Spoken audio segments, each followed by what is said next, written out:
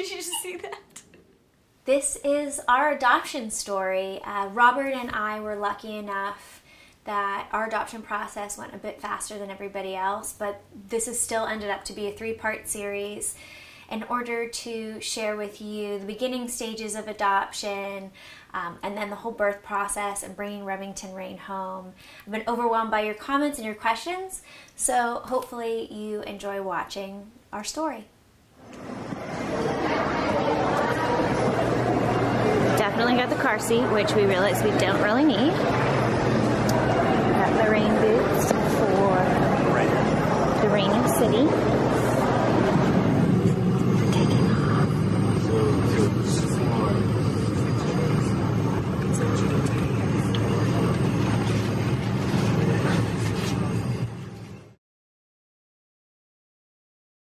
I have always wanted to adopt. I've wanted to adopt since I was a little girl. It might be the movie Annie. I have no idea. But it was, always written in my future. It was something that I had discussed with boyfriends in the past, and I actually broke up with one when he said he never wanted to adopt. And it was something that Robert and I had discussed before marriage, and he was totally open to. But it was always on the back burner. It was something like I just wanted the option for that, but I never knew if we would definitely adopt. And then it ended up that we went through over a 5-year fertility journey, and you've seen my video before. We went through dozens of IUIs and IVF. And after that last round of IVF, last year in 2016, we found out it failed. We found out we didn't have any embryos left back in June. A couple months later, just took the big jump into the adoption process. We flew through our adoption process. Typically, they can take anywhere from 6 months to a few years, 5 years, sometimes even 10 years. But ours was just around 6 months. We started it in September of 2016, and our little Remington Rain was born on April 4th, 2017. The adoption process can range in cost. It depends on whether it's a public or private adoption. Ours was a private adoption. We worked through lawyers and social work agencies that also need paid, so it does make it a little bit more costly. But the prices can range anywhere from $40,000 to about $70,000. Luckily, there's amazing organizations like adopttogether.org that basically help to fund adoptions if you're interested. There's definitely multiple factors to the process of adoption. I'm just going to go through it in chronological order for you guys. We started in September 2016, and the first thing that we did was we met with an adoption attorney. Of course, my husband being an attorney, we have a bunch of contacts, and he's the best guy in town. He's been doing it for decades probably. And it was like a 3 to 4 hour meeting. It was completely unexpected. I thought I was just going to go shake some hands. But he actually went into the greatest detail with us of the entire adoption process, even telling us what to look for with our birth parents through each step of the phase, to know and feel comfortable that this birth mom and dad were prepared to follow through this process. There are signs and steps along the way. So we found out so much information right off the bat, and that was actually the only time that we ever met with the attorney. He directed us to the social workers that were local to Los Angeles, and they're Vista Del Mar, and we went in there, and I have a picture of that of our first day signing the papers and really officially starting the process with them as well. It's a very exciting day. And it feels surreal. You're just like, are we really adopting? Until you hold that baby in your hand. And then they assigned a social worker named Chantilly to us. And that was pretty magical too, because Chantilly, France was one of the favorite days that Bobby and I have ever had together. We rode horses through the area and stuff. And so I just think everything was aligned. So we were working with Chantilly. And there's a couple things that you have to start with. And this is actually, I think, the biggest thing that takes up your chunk of time is for us, we had this online paperwork, and there was so much paperwork. And luckily, my husband loves to do this kind of stuff, but the paperwork is like background checks, and we had to go get fingerprinting and, you know, write every place that you've ever lived in life and all of your family. And there was just so much details that you really had to think about, fill out. And then we also had to go through a few classes with the social work team. There was parenting class, which I think that every parent should go through anyway, but this is also specifically for adopting a child and issues that you may have. And then we also had a transracial parenting class, which I thought was really cool. At first, well, we actually wanted to be a transracial family and look for a transracial baby. So I learned a lot from that as well. And then we had Chantilly come to the house multiple times. And this is like such a special part of the adoption. This was some of the paperwork we had to do too. Bobby and I had to write our stories of our love, of our relationship and how we met, what we love about our families, what we love about each other. And it's like, whoever stops to just put this all in writing and even think about it. And then when Chantilly came over as well, she would go through questions, and sometimes the interviews would be personal, and we would have to go over those things. And it's just like such an amazing part of the experience. It builds your family base even before that adoption comes, like thinking about how much love you have. And they talk to you as well about like what brought you to your decision. So you go through that whole process, and that probably took from September to October, November, about early December.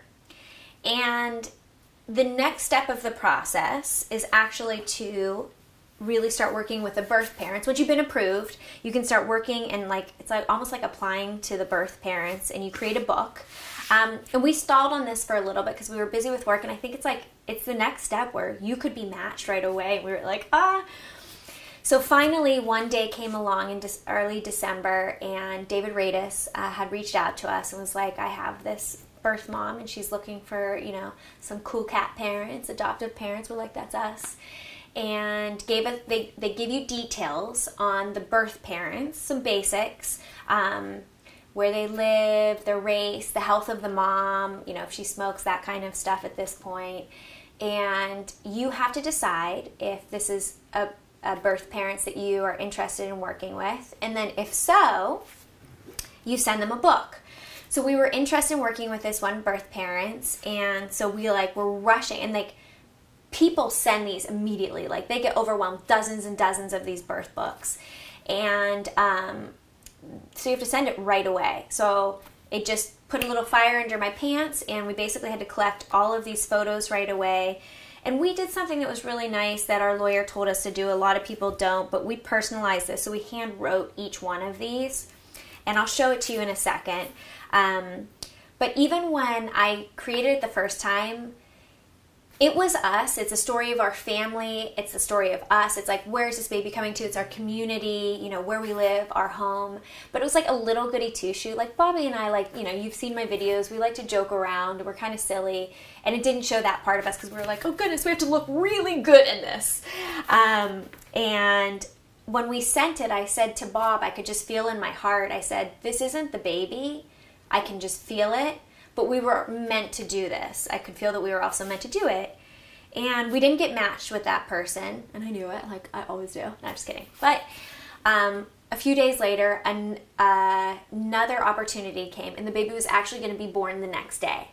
And like I had to go for a walk on the beach. And I was like, oh my goodness. And I got home. And Bobby and I are like, sure, let's do it. And thank goodness, to be honest, I'm just going to cut to the chase. We did not get matched on this one.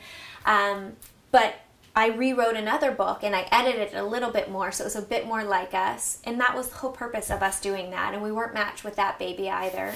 Thank goodness. That would have been a little too quick. And then a third opportunity came like maybe a week after that. And I think I stayed up really late on this one. And the birth parents were like, I forget how it said, but they're like looking for like cool, fun, funny parents. It was like, and it was totally Bobby and I, and we were like, this is it. And I could feel it in my heart that this was really it. So we were able to joke around in this birth book a little bit more. So you see we got those 3 edits in, and we really became ourselves in this final edit. And we sent it off to them. So I'll show you a little bit of our story. This is not the day in Chantilly, but this is the day before Chantilly in France. But one of my favorite pictures of us. And then just the story of Christine and Robert, established in 2008, which actually doesn't sound that long. So not like 1991. But it's just like an intro picture.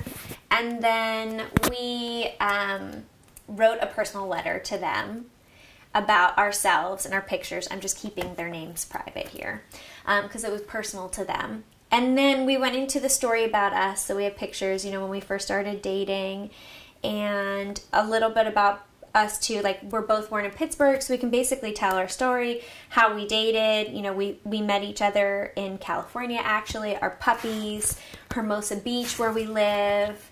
And then we went into the story of our childhood. So there's Bobby and his twin and his mommy and his daddy, and myself and all my cousins were pictured.